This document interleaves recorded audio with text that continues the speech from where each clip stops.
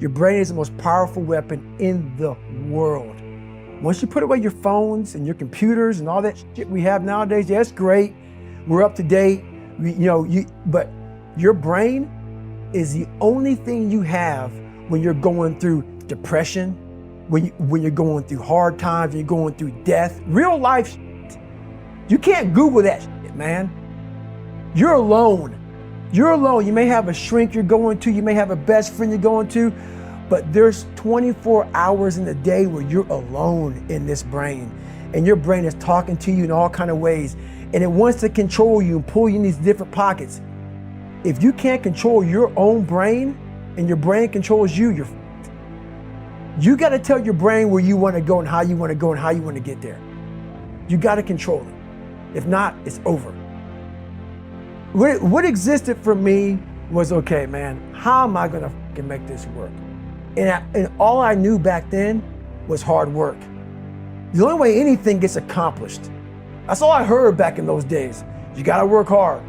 You got to work hard. I'm not getting I can't get this paragraph. I can't remember what the f***'s in this paragraph to pass this test to get in the military. Read again. Still not getting it. Read again. But if you're not getting it, write it out. And that's how I started learning. Okay, well, I gotta write out every fucking thing I do. And then write it out again, and write it out again. And guess what happened? I got it. I got it. I can't swim, I'm negative buoyant. Go back again. I can't swim, go back again. Go back again, go back again. I got it. I realized if I keep going back and going back and going back until this just becomes, your mind will say, okay, we're gonna figure it out, because he is not going to stop. It's not like I'm gonna try one more time. No, it's just like alarm clock goes off, boop, we're going back. I can't read right, we're going back.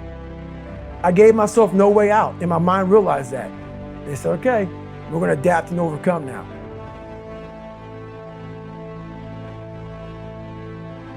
A lot of people say, like when I say trying hard, your mind knows, man. It knows this guy's bullshitting me, man. This guy's lying.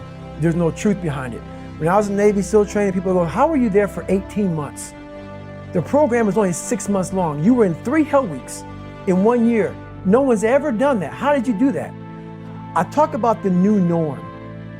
When I lived in a $7 a month place when I was growing up for a short period of time, I loved it. I didn't know any different. That was my norm. Once we moved out of that place, we moved to a $236 a month place. I was like, I never want to go back to that little piece of shit. But if you go back to that $7 a month place and you realize this is where I live, this is all I got, your mind says, roger that, this is home. So when I was going through Navy SEAL training for 18 months and going back through all the hard parts over and over again, I told myself after the first time, I knew it was gonna be a long journey there. My body was breaking down. It was just how it was going on. I said, you know what, this is my new norm.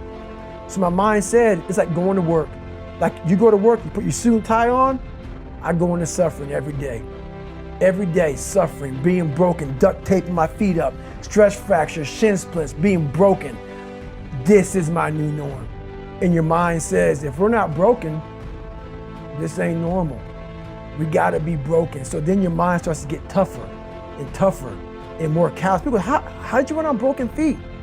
Broken shins. My mind knew this is how we operate. We're in Navy SEAL training. This is what we are. I became hell. And that became my new norm. I gave myself no way out.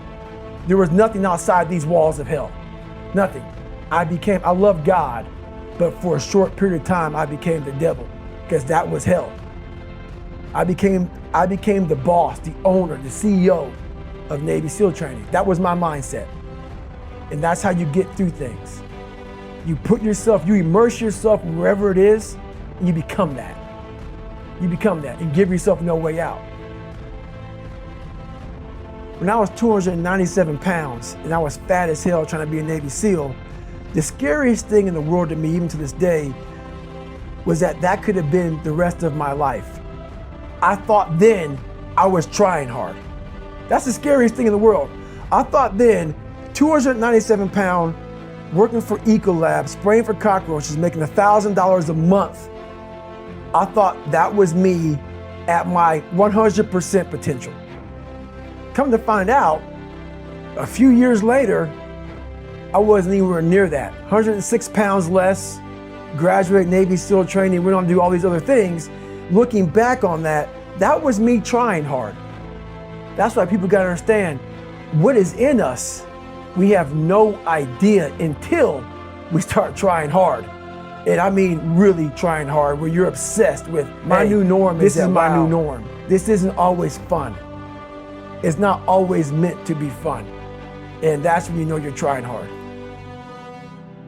People hear my story and think, this guy is sadistic. I realize how the brain works. I figured out how the brain works. I'm a scared kid, and that's what gives me so much power. I had no foundation, and I built this off of just researching the mind. The feeling you get is basically invincibility. You realize that you can't do it all the time. When you need to do it, I know I can go to a place that I can live in. And when you know that you can run on broken legs, and you can do certain things that a lot of people can do, but they're not willing to do, this power, this sympathetic nervous system of fight or flight, and you're fighting, it gives you this charge of energy of when you're sitting there at 3:30, 4 o'clock in the morning, and you're duct taping your feet up because they're broken, and you're doing it by yourself, and you're going through arguably one of the hardest training in the world. And these guys, most of them are healthy, and you're going through it broken, and you're already at a disadvantage, but you're still there. You can feed into that and tap into that for a lot of power. But if you look at it, well, I'm broken, man. I'm not gonna make it. But if you look at it as, man, I'm broken and I'm still here, and I'm fighting, and I'm gonna find a way to get through this because I have no other place to go. It gives you a lot of power. When things start to really, really bad, my brain and a lot of people's brain, they don't go to the people that called you nigga or your dad beating you up. Your brain says, we gotta get the fuck out of here. This is miserable. So anger goes away a lot of times when you're suffering, because your brain just says, we gotta run, we gotta go. So that anger is not popping up saying, oh, I'm gonna show them, I'm gonna show those people. No, there has to be a much deeper, when I say deeper, it has to be down to mineral soil. It has to be down to that nice mineral soil where nothing can burn. You can't burn dirt. So it has to be down that low, that literally is something in you that's at the core of your soul. But you don't find it unless you spend a lot of time with what you want to be in life. I can't give that to you. Right. You can't give it to somebody. When you find your true passion in life, and my passion for me was like, oh, I want to be, I don't give a about Navy SEALs, Army, I don't give a shit. I want to serve my country.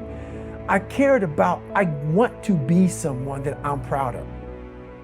I want to look at myself in the mirror because I was so disappointed. That accountability mirror I talk about, I was so disappointed in what I saw every day. I wanted everybody to love David Goggins. And a lot of people did. I didn't love myself. But I knew a lot of us want to find peace first. So people say, man, you always talk about this suffering and pain and I'm at peace right now because I went through that. You don't find peace first. If you do, Merry Christmas. More power to you. More power to you. I found peace on the opposite end of finding myself. And no one really finds themselves without going through trials, tribulations, suffering, accountability. And accountability is suffering. Being accountable every day for doing right for yourself, for the people next to you, it's miserable. It's hard. So, even the smallest details.